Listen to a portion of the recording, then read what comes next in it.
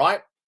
Now, today we're going to talk about internal comms, give you some ideas, and just sort of chew the fat, really. Now, some of you that don't have employees, well, maybe this isn't relevant to you, but as your business grows, you really want to think about how you can keep your team informed. So even a team of 2, you need to keep those internal communications going. And I would suggest that you need to keep the internal comms as important within your hierarchy and your focus as the external comms. Now, when you think about it, your staff and your suppliers to a certain degree, your staff are probably your most expensive asset, or certainly one of your largest outgoings each month. And also, I like to refer to them as marketing megaphones. If you can get them talking positively about your company, then they're going to do some nice free PR for you, okay? Everywhere they go, every person they come into contact with at a party that asks them what they do for a living, they're going to have a much more positive conversation if they are properly informed, okay? So that's the important thing to think about here, informing the staff properly. Now, the number one thing that you need to share in your internal comms is all about the company goals. Now, I don't mean this quite literally, like banging the drum all the time about what the company goals are. But first of all, you need to make sure that you have shared the company goal with the staff and the company. And then you think about the messaging and the regular messaging on how you are performing versus that company goal. They're not going to be in a job and you're not going to have a company if you don't perform well in terms of your company goals. So please if you're going to think about a message, keep that message in line, okay, in mind, and keep promoting and pushing that out pretty much in everything you do on a regular basis. How often should you talk about the company goal? Well, at least every quarter, I would say, and definitely annually. But I think that is, not regular enough personally. I think that, you can't talk about the performance of the company too often, in my opinion. Okay, now in terms of ideas, and these are not going to be revolutionary, right? But think about a newsletter. Think about bringing things in line with your external communication. So if you're going to send a newsletter out to your customers, think about tweaking it slightly and making it relevant for your staff. This is all about working a little bit smarter and not harder. Now, if a picture paints 1,000 words, then you can guess how many pictures get painted with video. And regardless of how you feel as a person in front of the camera, you do in this day and age with Gen X and millennials, you need to Gen Z, Gen X, no, that's the wrong one. Gen Z and millennials, you really do need to embrace technology and video. Okay, video communications are so very important to getting your message across. And for a lot of bosses in larger companies, you are sort of put on a pedestal and revered to a certain degree. And by recording meaningful videos, this makes you more accessible to people. I would suggest having an open door policy as much as you can as well, and invite people in. And maybe within video, you want to think about perhaps inviting one of the key noisemakers within your business, right? This could be a receptionist or one of the salespeople. Somebody that is very forthright and very, boisterous and mouthy within your company. Why not ask them to interview the boss? I mean, you can ask them to prepare their questions in advance. It doesn't need to be a sort of a surprise thing. But by showing as the boss that you are accessible to the business and allowing the business to ask you perhaps the difficult questions, you might be able to create a positive culture. I don't want to harp on too much about culture, because as the boss, you can't really dictate or create the culture. That's down to the employees.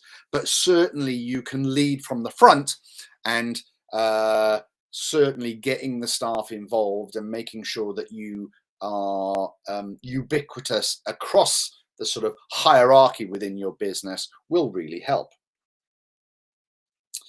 Uh, think about links with other businesses, maybe local businesses. Maybe think about teaming up in a sort of you scratch up my back and I'll scratch yours. Perhaps there's a local business which you can offer a discount to your staff. You know, maybe, I don't know, maybe I'm not going to suggest it, but you know what I mean. Regardless of which industry you're in, I'm sure that there are some local suppliers in which you can team up with and maybe offer your services at a discount to their staff, and in return you can offer a discounted service to your staff, as you know, part of a wider package. Try and think about, you know, adding value. I mean, it's this sort of, you know, points mean prizes type thing, but try and keep it personal. If you're going to run, and I think we're coming on to this now, gamification, if you're going to incorporate a sort of a treasure hunt or a climb the ladder, or, you know, collect points and win something, then try and make sure that it's personalized or relevant.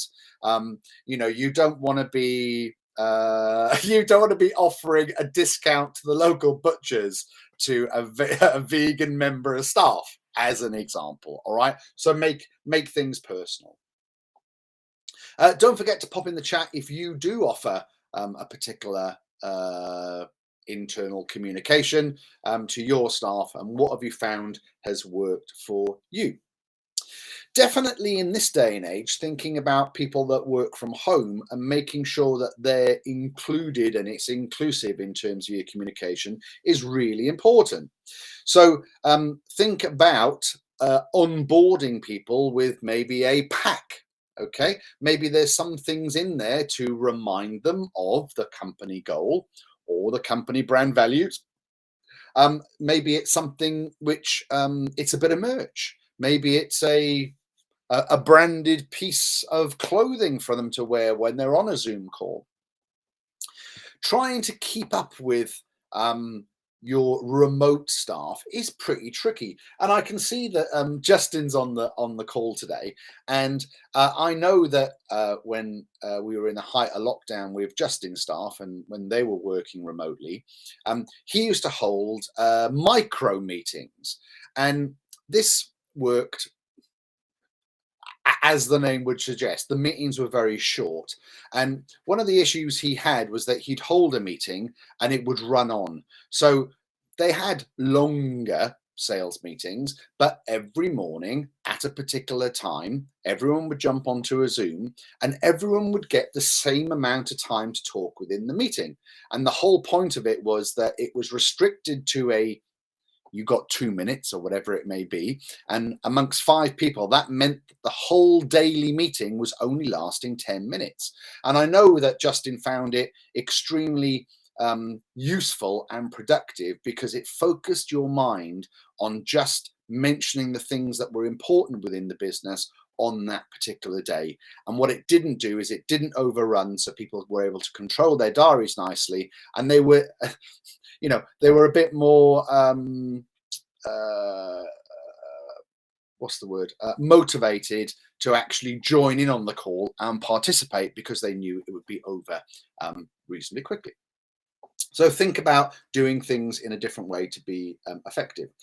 Think about delegating to your management team. So if you've got a large team, think about delegating the communication down the chain.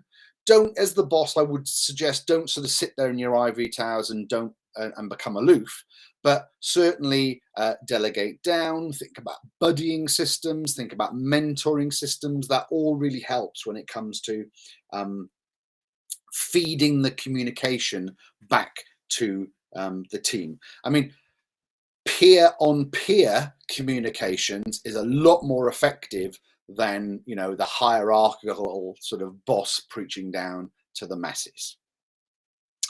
Think about technology helping you. I've already mentioned that, you know, video plays a really important part these days and can be extremely effective.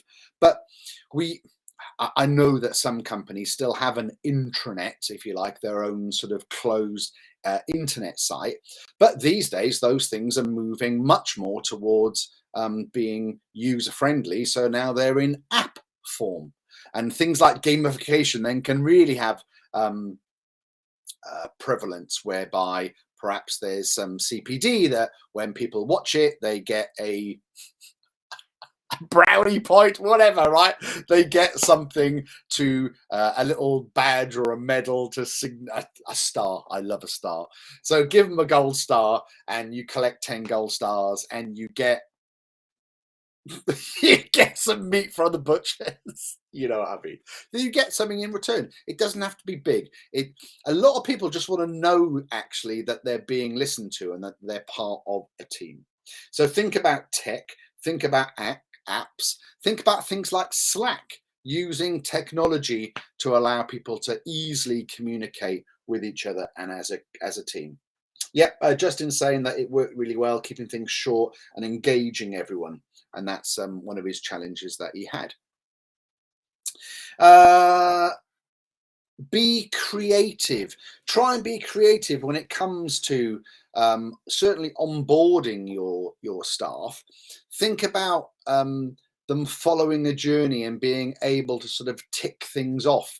I mentioned gamification, but you know, turning things in. And I don't mean it literally like you turn their onboarding into a game, but if they can see themselves moving through the progress of onboarding, then people are a lot more likely to sort of get engaged with it.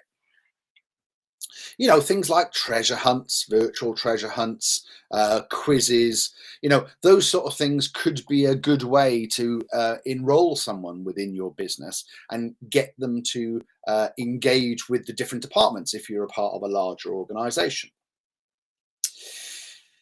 Think about celebrating anniversaries. Okay, so somebody that has been there for a year, make a fuss of it, perhaps put their picture in the newsletter and congratulate them, or think about them, you know, having a badge of honor, if you like. And it could be a pin badge, but people don't really wear pin badges these days. So let's say that you've got company uniform.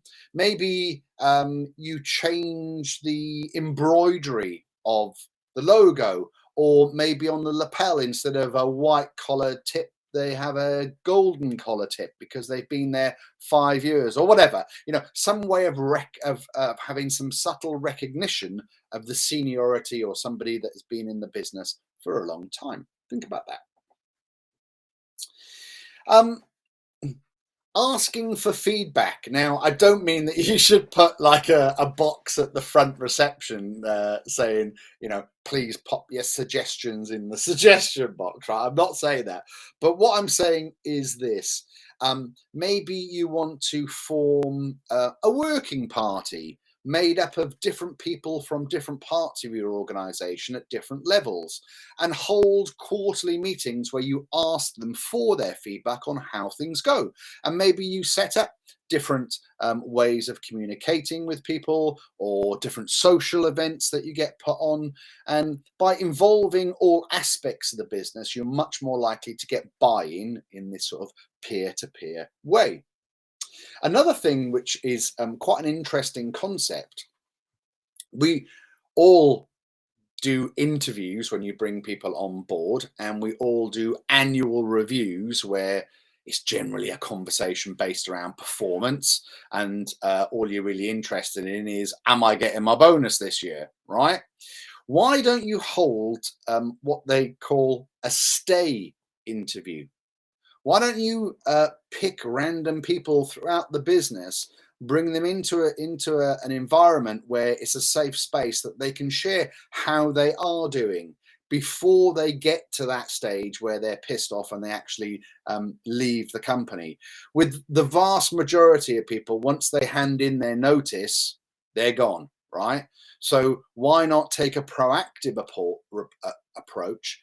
And I would suggest don't do it in parallel with the review meeting in terms of their performance. Do it outside of that. Have a stay meeting. Talk to them about what's keeping them in business, what you can do to improve, and don't link it to that performance review piece.